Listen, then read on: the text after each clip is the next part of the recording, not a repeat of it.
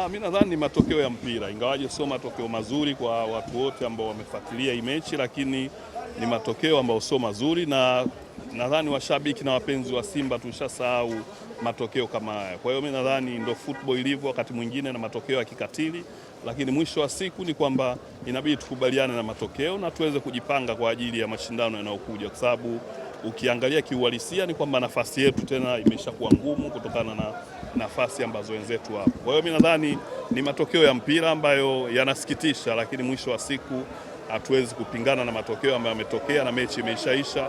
Na ukiangalia ni kwamba siku zote watu wote wameshazoea Simba inavyoweza kupata goli mbili namna ile katika uwanja wa Benjamin Mkapa. Sidhani kama kuna mtu alitegemea kama matokeo yatapatikana. Kwa hiyo nadhani mechi imekwenda vibaya, na labda nitoe pole kwa wanasimba wenzangu kwamba matokeo ambayo sio mazuri na ambayo hatukuyatarajia.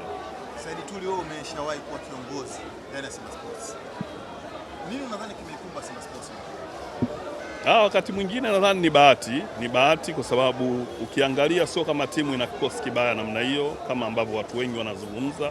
Mimi naamini bado ni kikosi kizuri, sababu kwenye football unahitaji kuwa na wachezaji 15 mpaka 16 ambao wanaweza kufanya kikosi chako kacheza vizuri. Kwa hiyo ni bahati haikuwa upande wa Simba, na nadhani tumepata muda sasa wa kuweza kujipanga na kuona jinsi gani tunarudi kwenye mashindano haya tukiwa na nguvu zaidi, lakini kiuhalisia bado kuna tatizo ambalo nadhani viongozi wanatakiwa waliangalia na kujua jinsi gani inaweza kutatuliwa, sababu kama ukiangalia dirisha kubwa tulisajili, lakini dirisha dogo tena tumeongeza baadhi ya wachezaji kwa kutoa wachezaji tuliosajili, maana kuna kitu bado hakijakaa sawa. Lakini pia muunganiko wa timu, nadhani kwenye mashindano makubwa kama haya timu inatakiwa imeungana zaidi na iweze kucheza kiushindani. Kwa hiyo nadhani ni bahati mbaya na bahati haikuwa upande wa Simba, na nadhani mwakani tunaweza kurudi kwenye resi upya. Kitu gani ambacho hamjaungana? Kama ni wachezaji mmeweza kuongeza wachezaji ambao wengi walitarajia watafanya kitu pengine kutafuta nafasi ya pili katika kundi.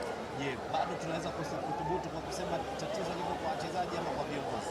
Ukiangalia hata kikosi cha leo ni kwamba wachezaji ni wengi sana ambao wameingia kwenye kikosi cha kwanza ambao ndo wamesajiliwa sasa hivi. Kwa hiyo ukiangalia kiuhalisia ule muunganiko wa timu bado haujawa vizuri, lakini vile vile tuzungumzie bahati, kwa sababu unapoongoza goli mbili alafu zinakuja kurudi na bado unataka kufungwa goli la tatu, maana yake mpira leo uko upande wa Simba. Kwa hiyo mimi nadhani ndio matokeo ya mpira, kama wanavyosema mpira una matokeo ya kikatili, na haya ndio matokeo ya kikatili ambayo tumeyapata katika siku ya leo.